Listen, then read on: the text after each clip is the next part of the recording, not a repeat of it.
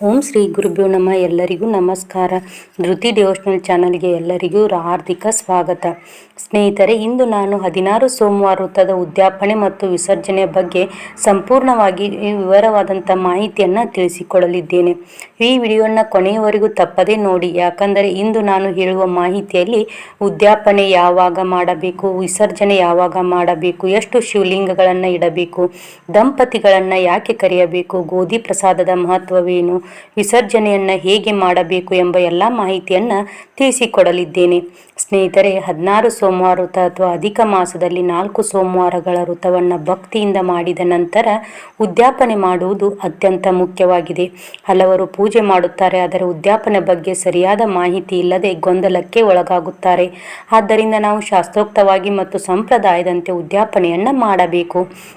ಮೊದಲಿಗೆ ಒಂದು ವಿಷಯವನ್ನು ಸ್ಪಷ್ಟವಾಗಿ ತಿಳಿದುಕೊಳ್ಳಿ.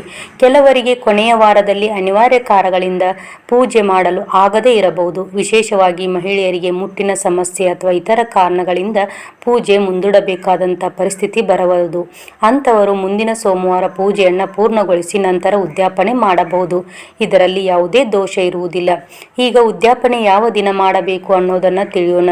ಸೋಮವಾರವೇ ಉದ್ಯಾಪನೆ ಮಾಡಬೇಕು, ಇದು ಬಹಳ ಮುಖ್ಯವಾದ ನಿಯಮ. ಕೆಲವರು ಸೋಮವಾರ ಪೂಜೆ ಮುಗಿಸಿ ಮಂಗಳವಾರ ಉದ್ಯಾಪನೆ ಮಾಡಬಹುದಾ ಎಂದು ಕೇಳುತ್ತಾರೆ. ಹಾಗೆ ಮಾಡಬಾರದು. ಉದ್ಯಾಪನೆ ಯಾವಾಗಲೂ ಸೋಮವಾರವೇ ಮಾಡಬೇಕು. ನಂತರ ಬರುವ ಗುರುವಾರ ವಿಸರ್ಜನೆ ಮಾಡಬೇಕು. ಇದು ಸಂಪ್ರದಾಯದಲ್ಲಿ ಇರುವ ಪ್ರಮುಖ ನಿಯಮವಿದೆ. ಈಗ ಉದ್ಯಾಪನೆ ಮಾಡುವ ದಿನದ ವಿಧಾನವನ್ನು ತಿಳಿಯೋಣ. ನೀವು ಈಗಾಗಲೇ 16 ವಾರಗಳಲ್ಲಿ 16 ಶಿವಲಿಂಗಗಳನ್ನು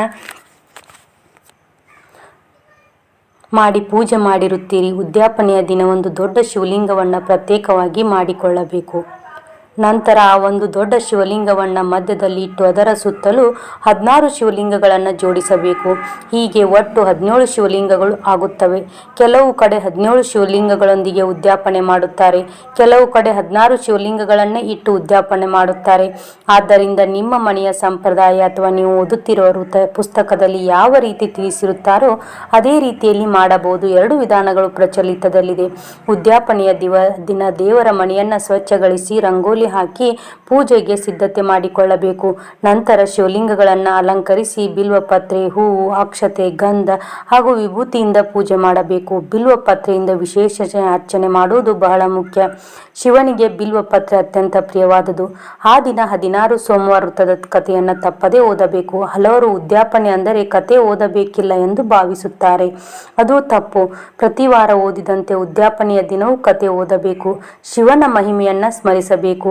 ಇನ್ನು ಉದ್ಯಾಪನೆಯ ದಿನ ಉಪವಾಸದ ನಿಯಮಗಳು ಹೇಗಿರುತ್ತವೆ ಎಂದು ನೋಡೋಣ. 16 ವಾರಗಳ ಕಾಲ ನಾವು ಉಪ್ಪನ್ನು ಸಹ ಮುಟ್ಟದೆ ಕಠಿಣ ನಿಯಮದಿಂದ ಪೂಜೆ ಮಾಡಿರುತ್ತೇವೆ. ಆದರೆ ಉದ್ಯಾಪನೆಯ ದಿನ ಆ ರೀತಿಯ ಕಠಿಣ ನಿಯಮ ಇರುವುದಿಲ್ಲ. ಆ ದಿನ ಹಬ್ಬದ ಅಡುಗೆಯನ್ನು ಮಾಡಬಹುದು. ಅನ್ನ, ಸಾಂಬಾರ್, ಪಾಯಸ, ಹೋಳಿಗೆ, ಕೋಸಂಬರಿ, ಪಲ್ಯ, ವಡೆ ಹೀಗೆ ನಿಮ್ಮ ಶಕ್ತಿಗೆ ಅನುಗುಣವಾಗಿ ವಿವಿಧ ಪದಾರ್ಥಗಳನ್ನು ತಯಾರಿಸಬಹುದು. ಆದರೆ ಒಂದು ವಿಶೇಷ ಪ್ರಸಾದವನ್ನು ತಪ್ಪದೇ ಮಾಡಬೇಕು. ಅದು ಗೋಧಿಯಿಂದ ಮಾಡುವ ಪ್ರಸಾದ. 16 ಸೋಮವಾರ ವೃತ್ತದಲ್ಲಿ ಈ ಗೋಧಿ ಪ್ರಸಾದಕ್ಕೆ ಅತ್ಯಂತ ಮಹತ್ವವಿದೆ. ಶಿವನಿಗೆ ಮೊದಲು ನೈವೇದ್ಯ ಮಾಡಬೇಕು. ನಂತರ ಅದರ ಒಂದು ಭಾಗವನ್ನು ಗೋಮಾತೆಗೆ ನೀಡಬೇಕು. ಇನ್ನೊಂದು ಭಾಗವನ್ನು ಅತಿಥಿಗಳು ನೀಡಬೇಕು. ನಂತರ ಕುಟುಂಬದವರು ಸ್ವೀಕರಿಸಬೇಕು. ಉದ್ಯಾಪನೆಯ ದಿನದ ಮತ್ತೊಂದು ಪ್ರಮುಖ ಆಚರಣೆ ದಂಪತಿಗಳಿಗೆ ಊಟ ಹಾಕುವುದು. ಶಿವ ಮತ್ತು ಪಾರ್ವತಿಯ ಸ್ವರೂಪವೆಂದು ಭಾವಿಸಿ ದಂಪತಿಗಳನ್ನು ಆಹ್ವಾನಿಸಬೇಕು.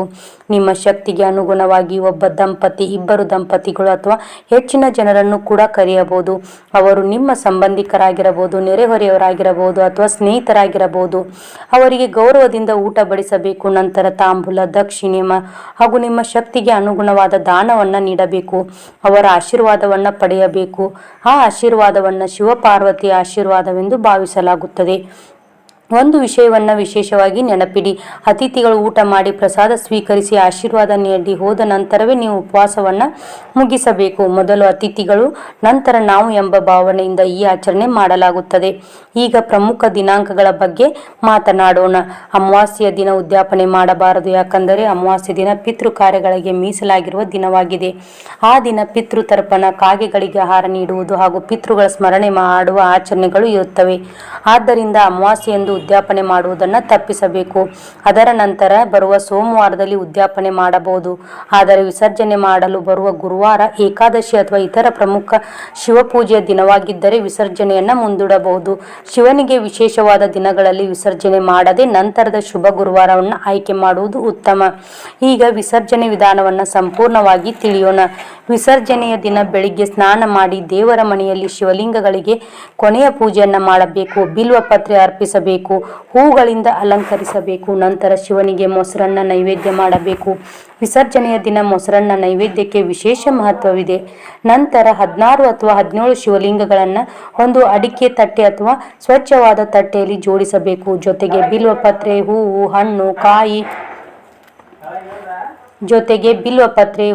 ಹಣ್ಣು, ಕಾಯಿ ಹಾಗೂ ಮೊಸರನ್ನವನ್ನು ತೆಗೆದುಕೊಂಡು ನದಿ ಅಥವಾ ಹರಿಯುವ ನೀರಿನ ಸ್ಥಳಕ್ಕೆ ಹೋಗಬೇಕು.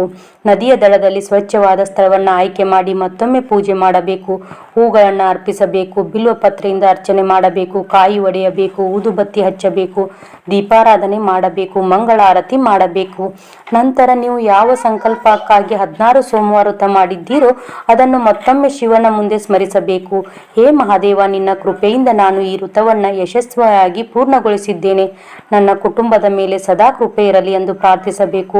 ಅದಾದ ನಂತರ ಓಂ ನಮಃ ಶಿವಾಯ ಎಂದು ಜಪಿಸುತ್ತಾ ಶಿವಲಿಂಗಗಳನ್ನು ಹರಿಯುವ ನೀರಿನಲ್ಲಿ ವಿಸರ್ಜನೆ ಮಾಡಬೇಕು. ಒಂದೊಂದೇ ಶಿವಲಿಂಗವನ್ನು ಎಸೆಯಬಾರದು. ಭಕ್ತಿಯಿಂದ ನಿಧಾನವಾಗಿ ನೀರಿಗೆ ಸಮರ್ಪಿಸಬೇಕು. ಸ್ನೇಹಿತರೆ, ಒಂದು ಮುಖ್ಯವಾದ ವಿಷಯ, ಮನೆಯಲ್ಲಿ ತುಳಸಿ ಕಟ್ಟೆಯ ಬಳಿ ಅಥವಾ ಬೇರೆ ಯಾವುದಾದರೂ ಸ್ಥಳದಲ್ಲಿ ವಿಸರ್ಜನೆ ಮಾಡಬಾರದು. ಸಾಧ್ಯವಾದಷ್ಟು ಹರಿಯುವ ನೀರಿನಲ್ಲಿಯೇ ವಿಸರ್ಜನೆ ಮಾಡಬೇಕು. ನಿಮ್ಮ ಊರಿನಲ್ಲಿ ನದಿ ಇಲ್ಲದಿದ್ದರೆ ಹತ್ತಿರದ ಊರಿಗೆ ಹೋಗಿ ಆದರೂ ವಿಸರ್ಜನೆ ಮಾಡುವುದು ಉತ್ತಮ. ಯಾಕೆಂದರೆ ನಾವು ಶಿವಸ್ವರೂಪವೆಂದು ಪೂಜಿಸಿದ ಶಿವಲಿಂಗಗಳನ್ನು ಅತ್ಯಂತ ಗೌರವದಿಂದ ವಿಸರ್ಜನೆ ಮಾಡಬೇಕು. ಉದ್ಯಾಪನೆ ಮಾಡಿದ ತಕ್ಷಣ ವಿಸರ್ಜನೆ ಮಾಡಬೇಕು ಎಂಬ ನಿಯಮ ಇಲ್ಲ. ಆದರೆ ಹೆಚ್ಚು ವಿಳಂಬ ಮಾಡದೆ ಸೂಕ್ತ ಗುರುವಾರದಲ್ಲಿ ವಿಸರ್ಜನೆ ಮಾಡುವುದು ಉತ್ತಮ. ಅಷ್ಟರವರೆಗೆ ಶಿವಲಿಂಗಗಳನ್ನು ದೇವರ ಮನೆಯಲ್ಲಿ ಗೌರವದಿಂದ ಇಟ್ಟುಕೊಳ್ಳಬಹುದು. ಈ ರೀತಿಯಾಗಿ ಭಕ್ತಿಯಿಂದ ಉದ್ಯಾಪನೆ ಮತ್ತು ವಿಸರ್ಜನೆ ಮಾಡಿದರೆ 16 ಸೋಮವಾರ ವ್ರತ ಸಂಪೂರ್ಣವಾಗುತ್ತದೆ. ಶಿವನ ಅನುಗ್ರಹದಿಂದ ಆರೋಗ್ಯ, ಆಯುಷ್ಯ, ಐಶ್ವರ್ಯ, ಧನ, ಸಂಪತ್ತು, ವಿವಾಹ ಭಾಗ್ಯ, ಸಂತಾನ ಭಾಗ್ಯ, ಉದ್ಯೋಗದಲ್ಲಿ ಪ್ರಗತಿ, ವ್ಯವಹಾರದಲ್ಲಿ ಯಶಸ್ಸು ಹಾಗೂ ಮನೆಯಲ್ಲಿ ಸುಖ ಶಾಂತಿ ನೆಲೆಸುತ್ತದೆ ಎಂದು ನಂಬಲಾಗಿದೆ.